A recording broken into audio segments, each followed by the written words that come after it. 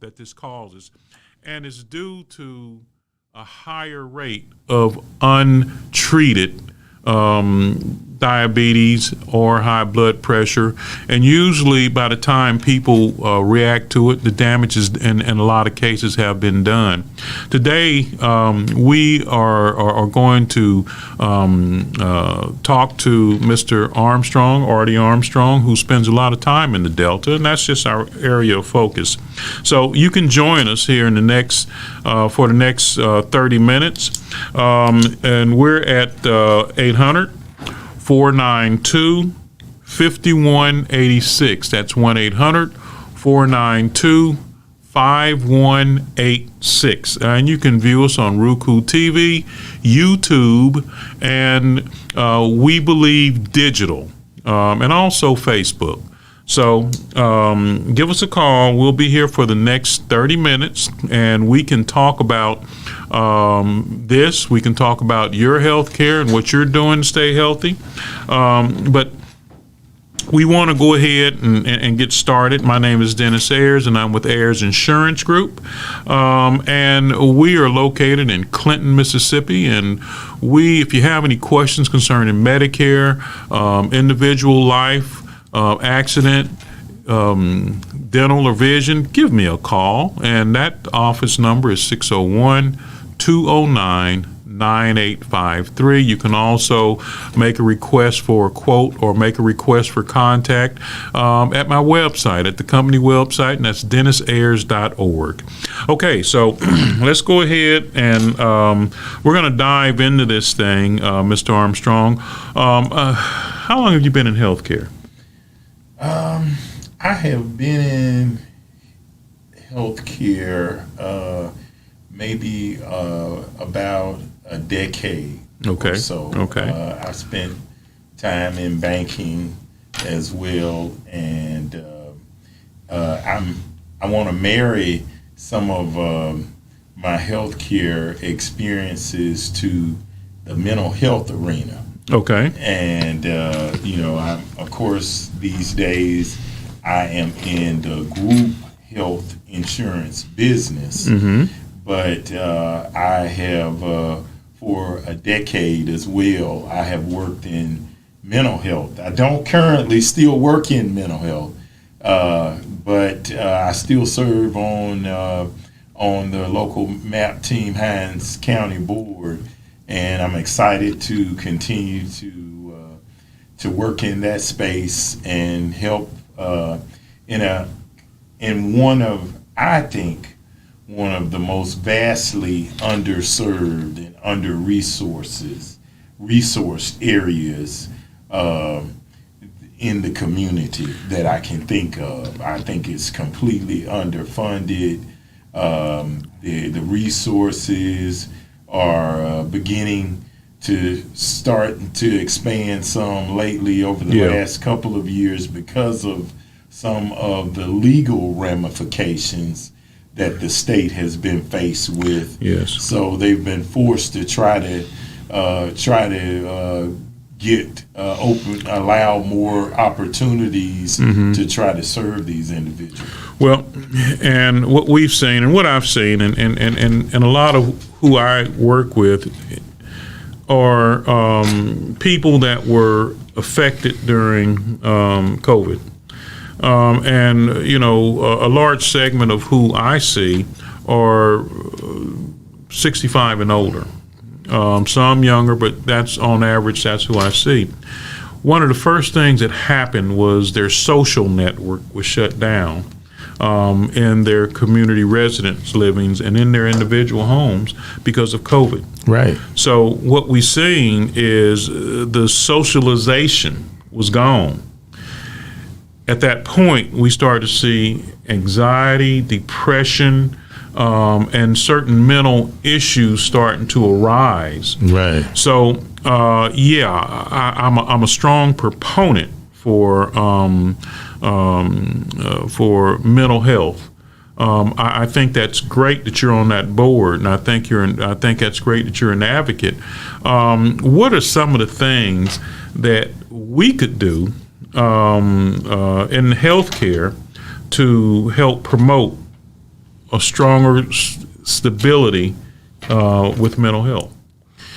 Well, right now we are in this is Mental Health Awareness Month, and so I think one space is that of course, I think it's important when we are doing even our healthcare fairs that we always be reminded that we can't talk about healthcare without adding that component to of mental health, right? And of course, the biggest thing around that, there are resources for the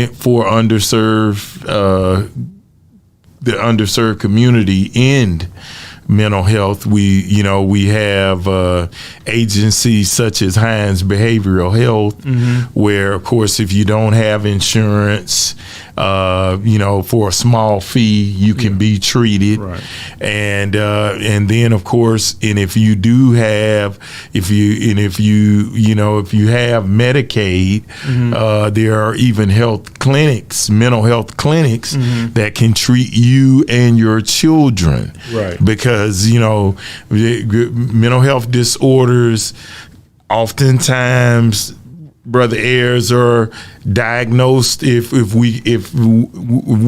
most beneficial if they are diagnosed early. Right. So you can be treated, and it's always going to make it for a better quality of life. Well, and we've seen that, especially with the spike in crime.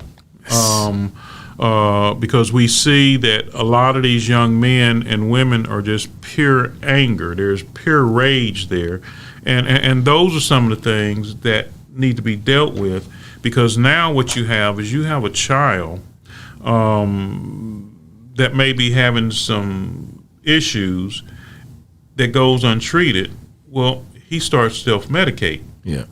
And what happens then is that rage becomes uncontrollable and it needs an outlet. Yeah. So why do you think you would shoot somebody who shoots somebody 20 times? Right. There's got to be some anger and rage behind pulling that trigger. Absolutely. And so those are some of the things I think that we in the state of Mississippi need to have a real hard conversation about. We talk about how much money we have in reserve, that the state is fiscally fine, that we're in the black, but why are we dead last in healthcare? And that includes mental health. So we really need to have a real tough conversation with ourselves. Y'all give us a call at 1-800-492-5186. That's 1-800-492-5186. We're going to have about 2 minutes here before we take a break. What do you think is an appropriate age for a parent to go and seek out mental health? Not because the child's acting out, because there may be other reasons, but if they really suspect that there's an issue. Well, I mean, having worked in the space for a decade, we started treating kids as early as 5 and 6 years old. Wow. And, a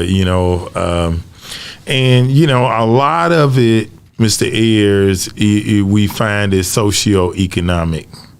And so, it arises out of those circumstances. And, of course, again, access to resources. We know that the school system has Marian counseling. I've repeatedly said for many years, they're completely overwhelmed. One agency trying to cover 30,000 students Right. is absurd.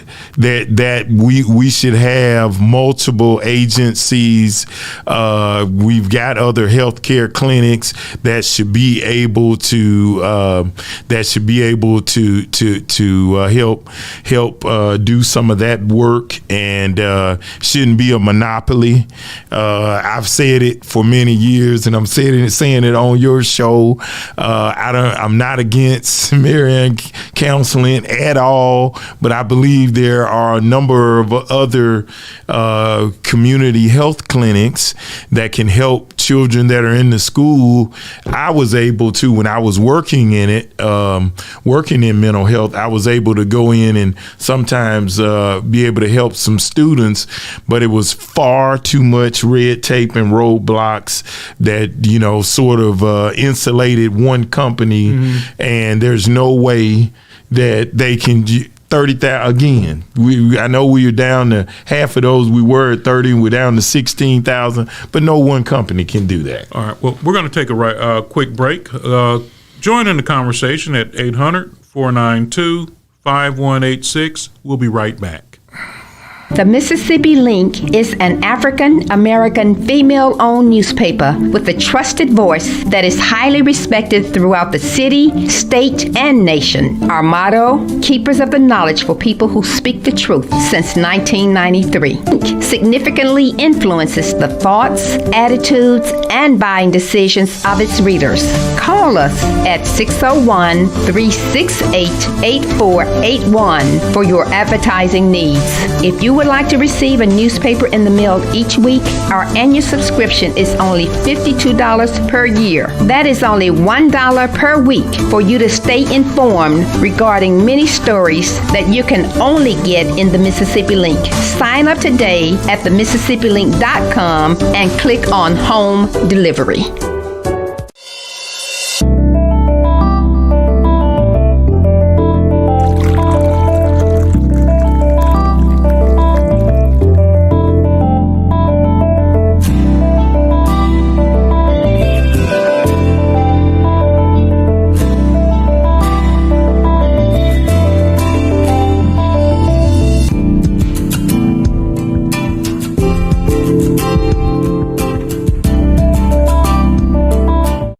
Advertise on WeBelieve.Global, a brand new digital media platform. Share your brand with our audience on our many global live stream TV broadcasts and over the radio. For more info, visit WeBelieve.Global or call 800-492-5186, option 1. Okay, we are back. Once again, my name is Dennis Ayers, and our talk show is Health and Habits. And we're talking to Mr. Artie Armstrong today. And we are one of the things that we don't want to forget about when we're talking about health care is mental health. And we've struck up this conversation today that it's going to be pretty deep. Simply because what we're doing is we're striking a chord, and one thing that we're seeing right now is, and it's sad to say, but the average income for a single household is someone with a 12th grade education is somewhere right around $26,000 to about $30,000 a year. And what that provides the kids with is chips or Medicaid. But what about the parent? What about that single mom? There should be something in place. She may or may not qualify for the ACA. Right. But there should be something in place that will at least let her address those issues at least 3-4 times a year going to a doctor. And it doesn't matter if the state create a program like that, but I think it's something like that that will help outcomes here. We've got. I mean, it's as simple as us expanding Medicaid. Exactly. And we've continued. I've been lobbying over there at the Capitol a while, and we have continued to broach this conversation. But it's a one-sided conversation. That's right. I heard, and it just kind of puts me in mind is, because I heard the speaker say and the governor say, we can't afford it. And that's the end of the conversation. But that, what that reminded me of is when my kids were small, I say no. And they say, why? I say, because I said so. Right. And end of discussion. Right. And I think right there, that within itself, a no without an explanation or an explanation to help a guy like me understand why you're saying no, I think that they could do better. Oh, they absolutely can do better. I mean, we've, the number, there are untold millions of dollars that the state has not been able to take advantage of again. And of course, this is all fact. We have missed many millions of federal dollars, even under the Bryant administration and even into the Reeves administration, as a result of not expanding Medicaid. And it's we're the poor state in the union. It's nonsensical that with as many of our people that don't have access to insurance and closing hospitals because they can't treat people who a hospital can't afford to treat people who don't have insurance. And one of the highest cost is uninsured patients who come to the hospital who don't have the ability to pay. Last time I checked, that was somewhere right around $3 billion annually to the cost of the healthcare system. So, but what happens by not expanding Medicaid is your health outcomes are worse. The disparities become greater. That's right. Because if Belzoni no longer has a hospital, which currently today, ladies and gentlemen, they don't. Because they lost, because it's a poor county. Many of their residents don't have access to insurance, so they were not able to sustain. And of course, guess what happens? You got people that live in the community. They have emergency health outcomes.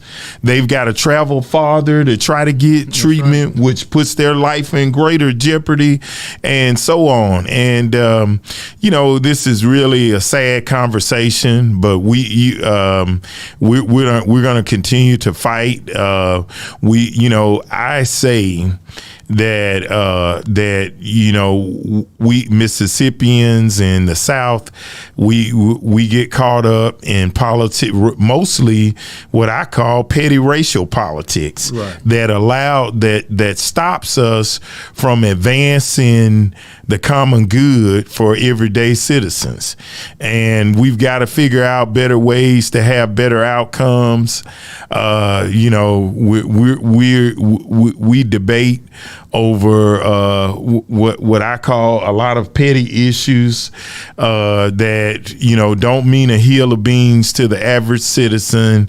The person has more access to can pick up buy as many guns as they want, but an individual who's desperately needing to go see a doctor and doesn't have insurance and can't go, and none of it makes sense. Yeah, well, this is where we're at. I think Mississippi is a reflection on the nation. We need to have a hard, difficult conversation with ourselves and be honest about it. And I think, for the most part, it needs to be led by the church. The church has sat on the sideline for far too long, and I'm a member of the body. But there's a part that we need to play. play. But one thing that you did say on outcomes, there's one place that's 50th. We're 49th. Arkansas.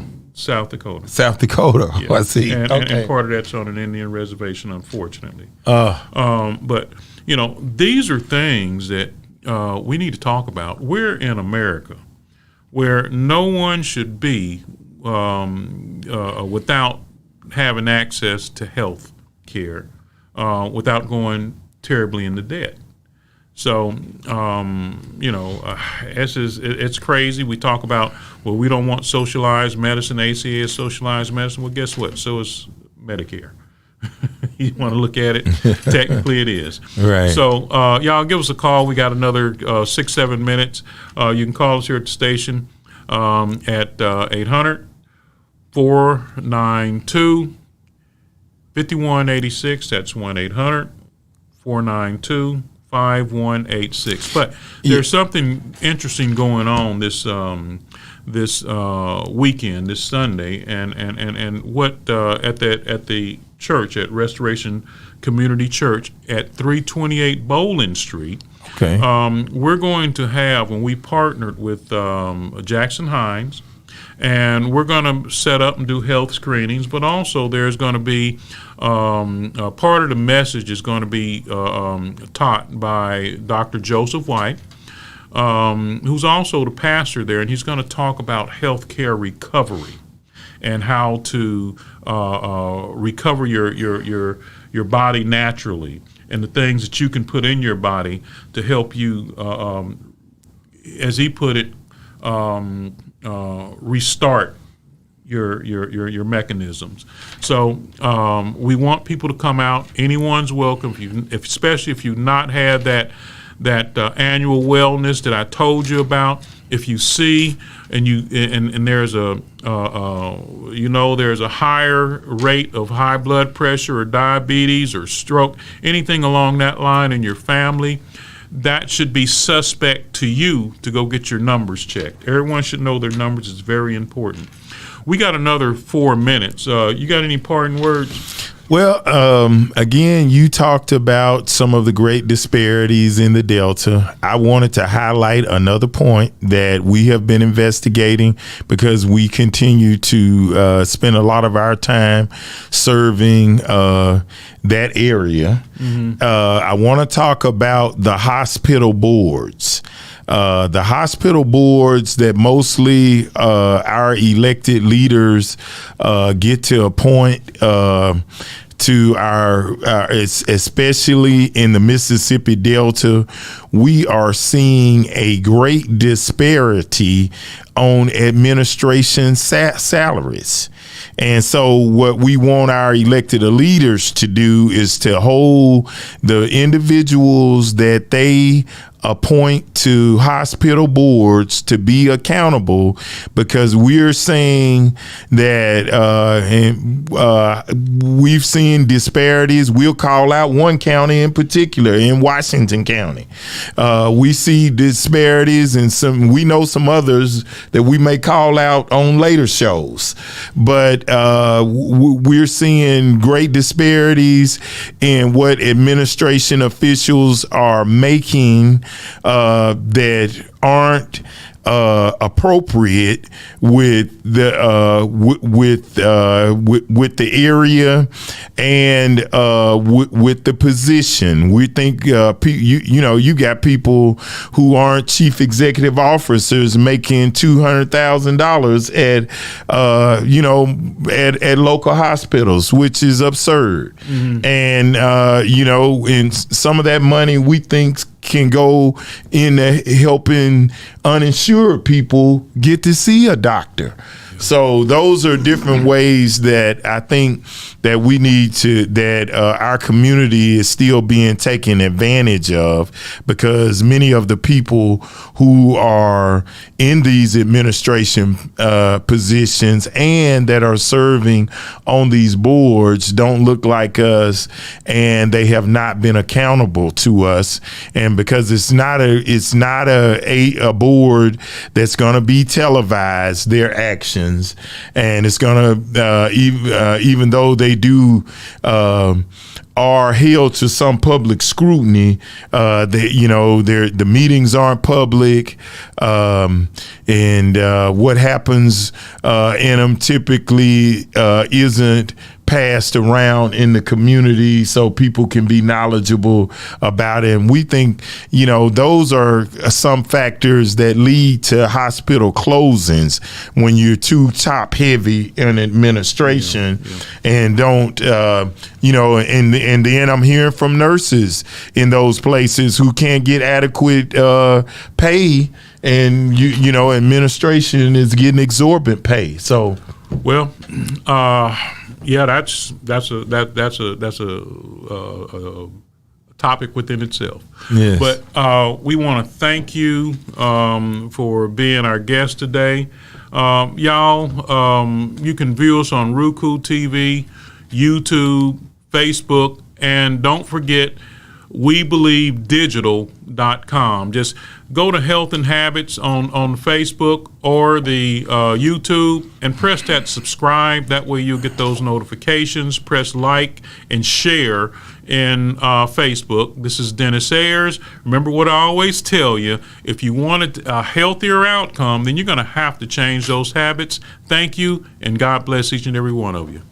All right.